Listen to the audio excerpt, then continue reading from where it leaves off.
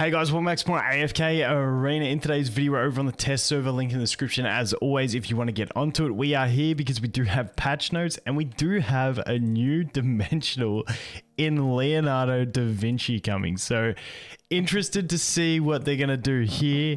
I have no idea how his actual, support, probably. I'm going to say support. I really don't know what they're going to do, but obviously this one is going to be a non-limited dimensional, so it's like Merlin and Arthur basically, and it's going to go in the Challenger store. We'll go through all the stuff, but anyway, Leonardo da Vinci, not what I was expecting from the non-limited, but hey, let's see how it goes. I'm really curious as to their design for it, so we'll see how this one pans out. Standard stuff, you will be purchasable, you'll get the discount, added a new event that allows players to exchange for Leonardo, which will be viewable from local time, yada yada yada. Players will not be able to exchange this hero immediately, but she'll be able to collect corresponding tokens, yada. Standard sort of dimensional exchange stuff. Then obviously you can purchase him from the merchant ship as well, and you can get him instantly, or you've got to wait till November 15th. November 15th is the time we can actually get him. That is on the test server, so global server will be a little bit later, I'm assuming. But yeah, we also have the Bountiful Trials. So Leonardo da Vinci, let me know what you guys think his skill set's going to be. What type of hero is he going to be? Like, could he be damage? I think he'd have to be support.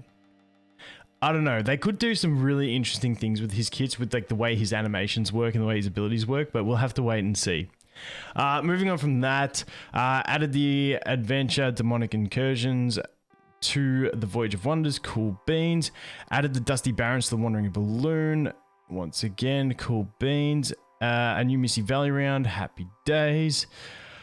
Optimized dimensional trial hero rules. If a player purchases or exchanges a dimensional hero during their trial period, the trial hero will not be recalled by the system.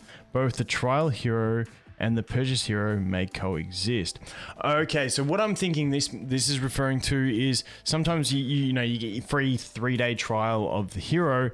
I don't know how it worked. I didn't catch this with Merlin, but I'm assuming people took the trial version of, say, Merlin, and that one might have been 36 trial 9 furniture, and then they also bought Merlin, but they didn't have the resources to invest in that, and I guess that it was taking the trial version back when they bought the new version, and then they couldn't test it with the 30 signature item and stuff like that. So I'm assuming that's what that is. When initiating soul fusion, both of the heroes cannot be fused with the same target hero. However, players may choose to inherit the fusion of the dimensional trial hero for specific details, yada yada yada. So it seems like they're going to act as individual dimensional heroes for the purposes. We'll have to wait and see, but not a big deal. I don't think too many people will get caught out in that trap.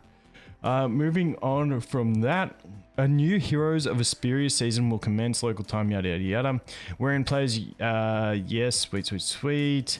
Trial heroes are not permitted during the Heroes of Asperia event.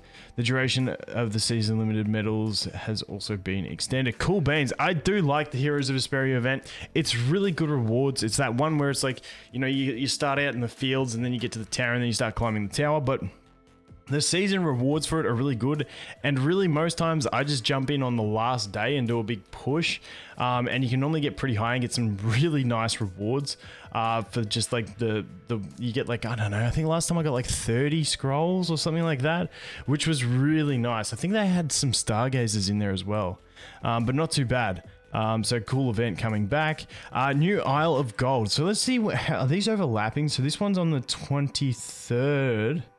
So that's really close, and this one's on the 28th. But the Heroes of Asperia normally last for at least 2 weeks, I think. It doesn't say when it finishes. But New Isle of Gold event will begin local time on the 28th.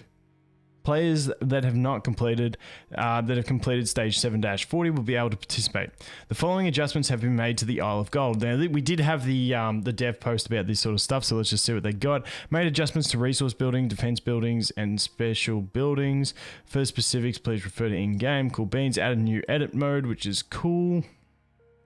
Added a replay feature. You can watch people pillage you. Added defense building rewards. After successful defense, resource buildings will produce additional resources as well as metals. Cool beans. So defense is going to be an option this time. Adjusted pillaging quantities and rules. There is no longer a pillaging quantity limit imposed on the player when they step upon a shipyard. When pillaging another player's island, the pillaging must begin from the other player's own shipyard. Too many words in that one. Kind of got lost in it.